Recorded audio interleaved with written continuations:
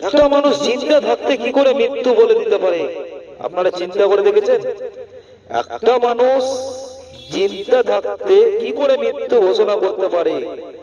একটা ভালো মানুষ ভালোভাবে ঘুরে বেড়াচ্ছে, সে মানুষটাকে মৃত্যু ঘোষণা করতে পারে সরকার কি করে? তাহলে ভেবেছেন পশ্চিম বাংলাতে কি চলছে? পশ্চিম বাংলায় কি চলছে তাহলে ভেবেছেন? জনগণ, বারবার বলছি, ব্রেনে ঢুকিয়ে নেন।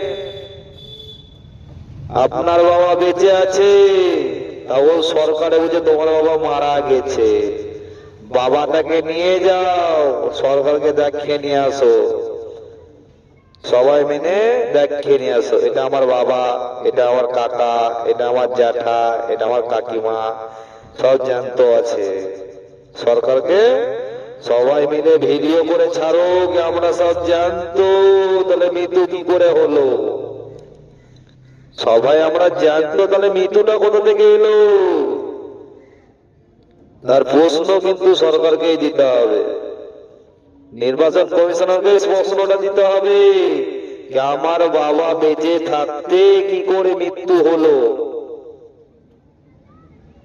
আপনি করছেন ঠিক আছে, এসআর করছেন ঠিক আছে, করেন না, কেউ মানা করেনি, সবাই ঠিক মতন ফর্ম ফিল আপ করেছে, সবাই ঠিক মতন সবকিছু করেছে, কিন্তু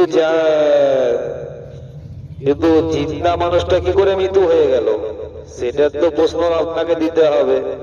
সব জায়গায় তখন সোশ্যাল মিডিয়াতে খালি একটাই খবরে দেখাচ্ছে, আমার বাবা বেঁচে আছে তাও মৃত্যু বলে, আরে জানতো বাবাকে সরকারে পিটিয়ে মেরে ফেলে, আমার বাবা বেঁচে আছে তাও মৃত্যু বলে, আর জানতো বাবাকে সরকারে মৃত্যু ঘোষণা করে, রাস্তাতে হাঁটিছে বাবা দেখতে পেয়েছে সকলে, সরকারের খাতায় নাম নাই আমার বাবার কেন তলে?